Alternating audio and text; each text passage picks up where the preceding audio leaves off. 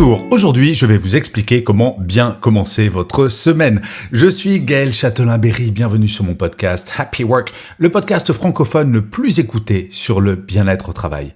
Happy Work, c'est une quotidienne, donc n'hésitez surtout pas à vous abonner sur votre plateforme préférée. Vous serez tenu au courant de tous les épisodes et c'est comme cela que Happy Work durera très longtemps. Alors, comment bien commencer votre semaine ? On ne va pas se mentir, il y a des lundis plus compliqués ou plus simples que d'autres. Sans aller jusqu'à dire, si on vous demande comment ça va, dire comme un lundi, parce que cette expression est absolument horrible, c'est vrai que parfois il est difficile de se remettre en route après avoir fait une pause de 2 jours. Et je vais vous dire quelque chose, c'est tout à fait normal, cela ne sert à rien de culpabiliser.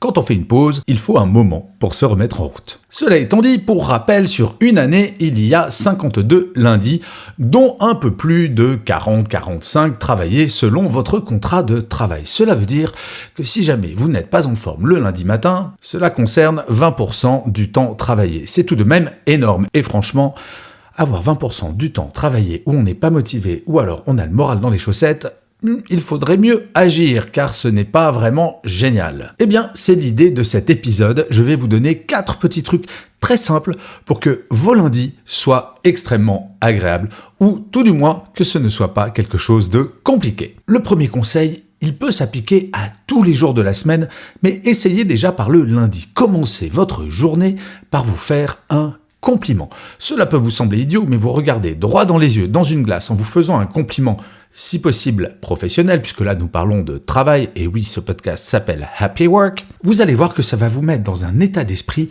positif. Nous aimons bien dire du mal de nous-mêmes, nous aimons bien nous flageller avec des orties fraîches, et nous savons très bien culpabiliser quand nous faisons quelque chose de mal. Pour autant, nous avons des qualités. Commencez votre semaine en vous disant « Ah bah tiens, j'ai vraiment cette qualité professionnelle, ou personnelle d'ailleurs, peu importe ». Vous allez voir que vous allez attaquer votre journée avec un esprit positif. Le deuxième conseil, c'est quand vous arrivez au bureau. Prenez votre temps. Une voiture qui n'a pas roulé pendant très longtemps, vous vous en doutez, vous n'allez pas redémarrer au taquet, au risque d'abîmer le moteur. Vous êtes exactement pareil. Après 2 jours de pause, il est important de ne pas reprendre à fond, parce que c'est comme ça que vous allez griller votre énergie. Il faut remettre la machine en route. Et pour ne pas commencer au taquet, le petit conseil que je peux vous donner, qui est le 3e conseil, c'est de planifier à minima votre semaine. Je ne sais pas si vous avez remarqué, mais il y a des journées, voire des semaines entières, où nous avons l'impression de courir après le temps, parce qu'il y a une urgence qui arrive, puis une autre urgence, on vous demande quelque chose, et finalement, vous avez l'impression de ne plus avoir assez de temps pour tout faire. Planifier sa semaine, c'est se bloquer chaque jour des plages horaires sur lesquelles vous allez consacrer uniquement le temps à votre travail et rien d'autre. Pas d'email, pas d'urgence, rien qui arrive à la dernière minute. En fonction de votre travail, cela peut être des plages horaires d'1 heure ou d'une demi-journée, mais il est important, dès le lundi, de planifier ces espaces-là afin de pouvoir gérer votre temps et de ne plus subir le temps. Car je le rappelle, comme je le fais souvent, ce sentiment de ne pas avoir le temps de tout faire dans une journée est la première cause de stress chez les salariés. Et le 4e point est encore plus simple et il va vous sembler très logique et pourtant, nous ne le faisons pas toujours.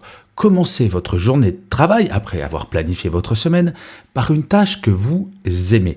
Je n'ai jamais compris ces gens qui disaient « Moi, je préfère faire quelque chose que je n'aime pas. Quand j'ai la forme, comme ça, je le fais plus vite. » Commencer sa semaine de travail par quelque chose que l'on n'aime pas va donner l'esprit de l'ensemble de la journée, voire de la semaine. Il est normal d'avoir des tâches que l'on n'aime pas dans son travail. Encore une fois, je le dis souvent, la répartition, c'est 80% que l'on aime, 20% que l'on aime moins. Si l'on attaque par ce que l'on aime moins, ça ne va pas vous motiver, ça ne va pas vous mettre de bonne humeur. Identifiez les tâches que vous aimez et commencez impérativement votre lundi par peut-être la tâche que vous préférez. Cela va changer votre état d'esprit, cela va vous mettre de bonne humeur et cela va vous donner de l'énergie. Mais surtout, cela va vous faire oublier votre week-end. Et oui, si l'on commence sa journée du lundi par quelque chose que l'on n'aime pas, forcément on va se dire oh là là, qu'est-ce que c'était bien ce week-end et qu'est-ce que je n'aime pas mon travail. Il n'y a pas de compétition entre votre temps libre et votre temps professionnel.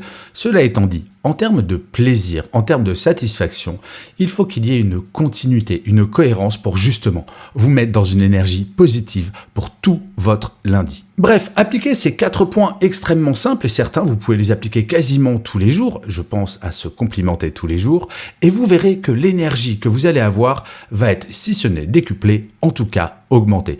La chose qui est certaine, c'est un lundi ne doit pas être quelque chose qui nous fait souffrir. Cela ne doit pas être quelque chose où l'on se dit « Oh là là, ça y est, c'est reparti, vivement le week-end prochain ». Ça serait absolument atroce si dès le lundi, on ne faisait que penser au week-end prochain. Je vous remercie 1000 fois d'avoir écouté cet épisode de Happy Work. Je vous souhaite un bon début de semaine, bien entendu.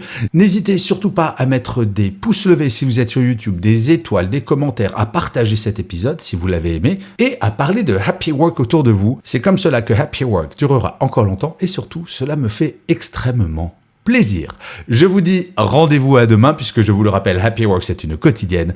Mais d'ici là, plus que jamais, prenez soin de vous. Salut les amis!